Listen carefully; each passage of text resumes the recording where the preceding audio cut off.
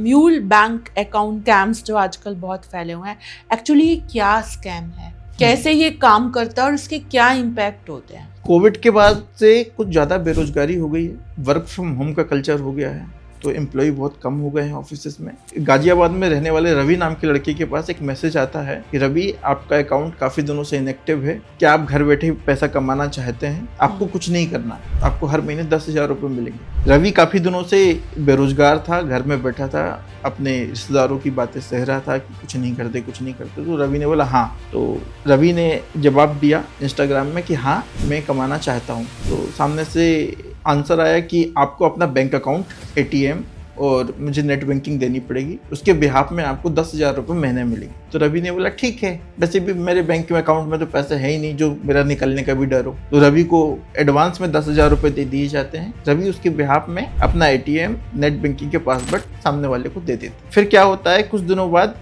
उसमें लाखों रुपए की लेन देन चालू हो जाता है। बैंक अकाउंट एक्टिव भी हो जाता है।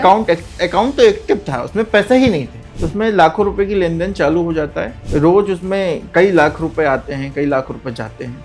ये 1 महीने चलता है, 2 महीने चलता है। फिर अगले ही पल कुछ दिनों बाद पुलिस आ जाती है घर पे। पुलिस आ जाती है तो फिर रवि को उठा लेती है। उससे लॉस ये हुआ कि एक तो रवि अकाउंट तुरंत फ्रीज कर दिया, लीगल एक्शन रवि पर हुआ। क्यों हुआ रवि पर? अकाउंट नाम था रवि का। क्योंकि स्कैमर कभी आपके सामने नहीं आएगा, सामने आओगे आपको कोई कितना भी पैसे का लालच दे, आपको अपना अकाउंट नहीं देना किसी को, क्योंकि वो पैसा जो घुमा रहे हैं, यहाँ से यहाँ ट्रांजैक्शन कर रहे हैं, वो कोई एक नंबर का लीगल पैसा नहीं है, वो जुए का, सट्टे का और हो सकता है देश विरोधी गतिविधियों का पैसा हो। वो उस तरह के अकाउंट की तलाश में रहते हैं। तो फाइनली फिर रवि बच पाया इस पूरे स्कैम से? कोर्ट के चक्कर काट रहा है। आप क्या संदेश देना चाहेंगे इस स्कैम के माध्यम से? कितने भी पैसे कोई आपको दे दे, आपको अपनी बैंकिंग किसी से शेयर नहीं करना।